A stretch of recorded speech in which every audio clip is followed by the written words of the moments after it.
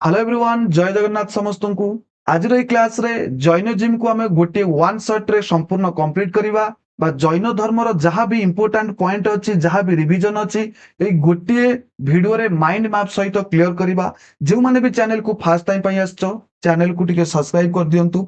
तो देखिए जैनिज्म कौन सिंपल भाव में जदि आम बुझा जैनिज्म हूँ एक रिलीजियन जेतेबेले ब्राह्मण मानकर डोमिनांस बढ़ी जाइथिला ब्राह्मण मानकर डोमिनांस को कमेया पई एक नुआ धर्मर उत्पत्ति होइतिला जैनिज्म। आमे जे देखिबा जैनिज्म रे टोटल तीर्थंकर अछंती 24 जन जहाँ भी इंपोर्टेंट अछि आमे ताको डिस्कशन करिबा। 24 जन तीर्थंकर कहले बा आमे कहि परिबा जैनिज्म रो लीडर बोली मध्ये आमे कहि परिबा जे माने जैन धर्मर प्रचार करथिले बा जैन धर्मर गुरु भी मध्ये आमे कहि परिबा। तो 24 जन तीर्थंकर थिले किंतु हमको 4 जन को कथा जा हेले भी मन रखिबार अछि। तो प्रथम होउचंती ऋषभ देव जहाँ को आमे प्रथम तीर्थंकर बोली कहि थाउ बा फाउंडर प्रतिष्ठाता प्रतिष्ठाता अर्थात जैनिज्म रो फाउंडर बोली आमे कहि थाउ। आंकर जन्म होइतिला अयोध्या रे आंको सिंबल 24 जन तीर्थंकर को किछि ना किछि सिंबल रे रिप्रेजेंट करा जाइताय। ठीक सेमिति प्रथम तीर्थंकर ऋषभ देव को बुल बा षंढरे तांको सिंबलाइज करा जाइछि। ऋषभ देव को कथा को आमे जे देखिबा हमको वेदर भी मध्य आक कथा मेंशन कराइछि। विष्णु पुराण रे ऋषभ देव को विष्णुकर एक अवतार बोली वर्णना भी मध्य करा जाइछि विष्णु पुराण रे। देन देखिबा 22 नंबर तीर्थंकर को कथा आंको कथा भी मध्य जहां को ना होछि आरिस्टेनिमी आरिस्टेनिमी को कथा वेद रे मेंशन करा जाइछि। आंकर जन्म होछि वाराणसी रे आउ जदि आंकर सिंबल देखिबा सिंबल होछि शंख सिंबल होछि शंख। 23 नंबर तीर्थंकर को कथा देखिबा ना होछि पार्श्वनाथ जन्म होछि वाराणसी सिंबल होछि सर्पेंट सर्पेंट कहले साप सिंबल होछि साप एवं ये चतुर्जा धर्म भी मध्य बा चतुर्जा प्रिंसिपल भी मध्य देइथिले। एवं सबुठु इंपोर्टेंट जे होउचंदी से होउचंदी 24 नंबर बा लास्ट तीर्थंकर बा शेष तीर्थंकर बोली कहि परिबा जहाँ को आमे real founder of Jainism Jain धर्मर वास्तविक प्रतिष्ठाता बोली कहिबा।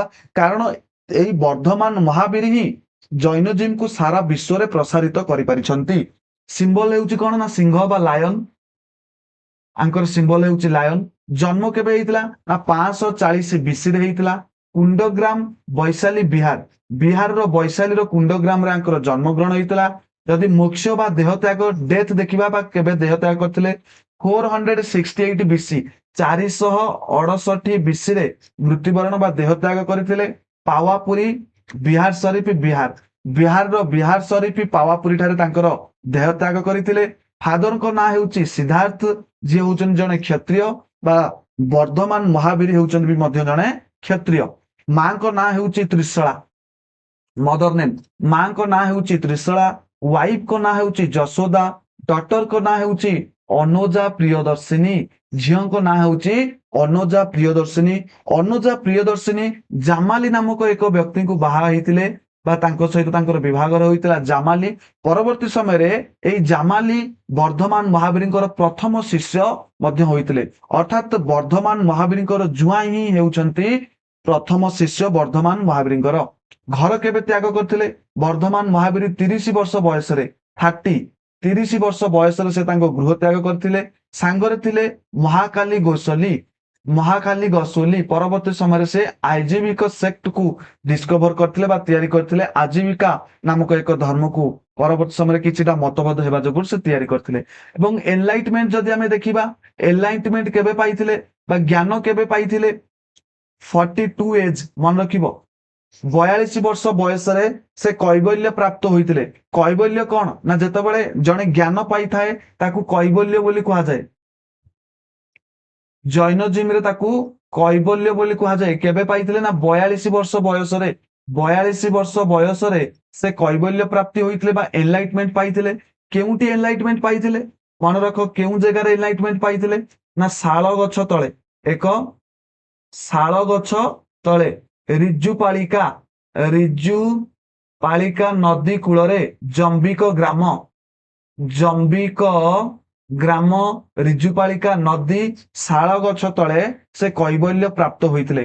तांकर प्रथम सेरमन जदि आमे देखिबा तांकर प्रथम सेरमन अर्थात प्रथम उपदेश कोउठी हेतिला तांकर प्रथम उपदेश जे देखिबा पावा कोउठी हेतिला ना पावा पावा ठारे तांकर प्रथम उपदेश से देइथिले ऑल्सो कॉल्ड जितेंद्रिय तांकु जितेंद्रिय बोली कहा जाए कारण से तांकर समस्त इंद्रिय को जीति पारिथिले एवं कैबेलियन बोली मध्य कहा जाए एटी जो लेखा जाइछि सॉरी एटी जे देखिबा हमें एटा भूले लेखा है क्लियर एटा बुद्धिजीवी रो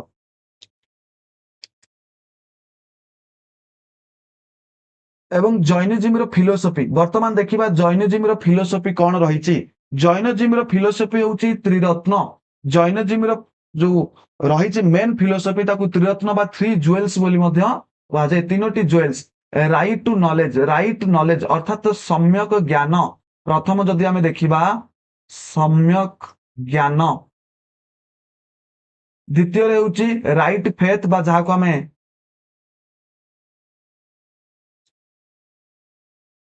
सम्यक दर्शन बोली कहबा थर्ड होची सम्यक चरित्र सम्यक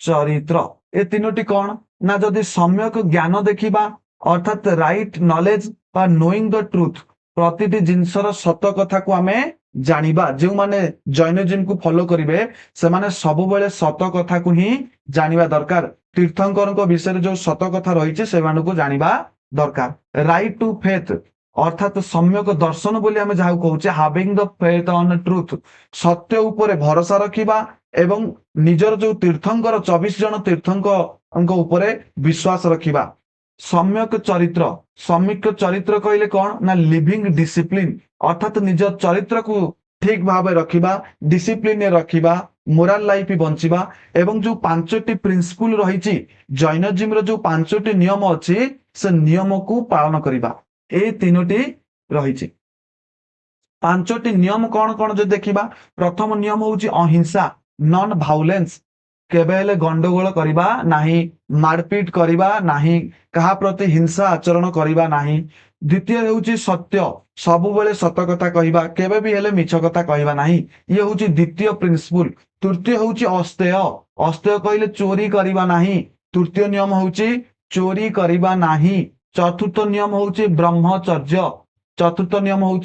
ब्रह्मचर्य ब्रह्मचर्य पालन करिबा पंचम होची अपरिग्रह कहले दरकार ठारू अधिक जिनसर व्यवहार करिबा नाही जेतिकी आवश्यक सेतिकी जिनस को व्यवहार करिबा एई जो चारोटी एक नंबर अहिंसा 2 नंबर सत्य 3 नंबर अस्तेय 4 नंबर अपरिग्रह आकु चतुर्जा धर्म बोली कहा जाए जहा को पार्श्वनाथ देइथिले ए चारोटी कथा पार्श्वनाथ कहिथिले किंतु ए जो ब्रह्मचर्य को वर्धमान महावीर कहिथिले क्लियर ये थिला पांचटी नियम जदि देखिबा जैनिज्म को दुई भाग रे विभक्त करा जायछि गोटे होछि दिगंबर एवं आउ गोटे होछि श्वेतांबर दिगंबर कौन जेते बेले 298 बीसी मन रख 298 बीसी को जेते बेले मगधरे फेमाइन पड़ीथिला बा गोटे असुविधा पड़ीथिला कहि परिबा मरुड़ी पड़ी जाइथिला खाद्यर अभाव घटीथिला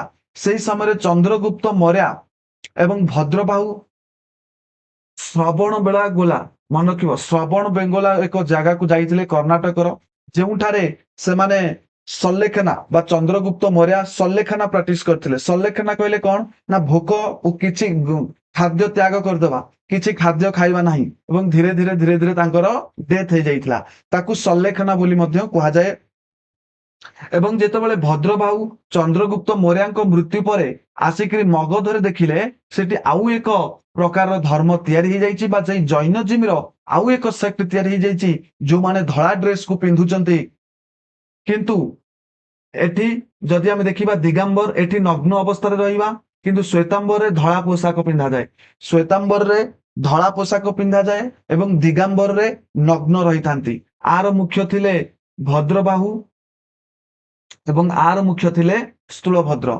रिजन थिला कोन फेमाइन इन मगध रे फेमाइन आसवा जोगु जैनिज्म दुई भाग रे डिवाइड हे जाइथिला जदि आमे काउंसिल देखिबा काउंसिल कोन कोन केतोटी काउंसिल हेइछि ना दुईटी काउंसिल हेइछि प्रथम काउंसिल 298 बीसी रे हेइतिला एवं द्वितीय हेइतिला 512 एडी रे हेइतिला प्रथम ରେ 12ଟି ଅଙ୍ଗ କମ୍ପାଇଲ କରାଯାଇଥିଲା।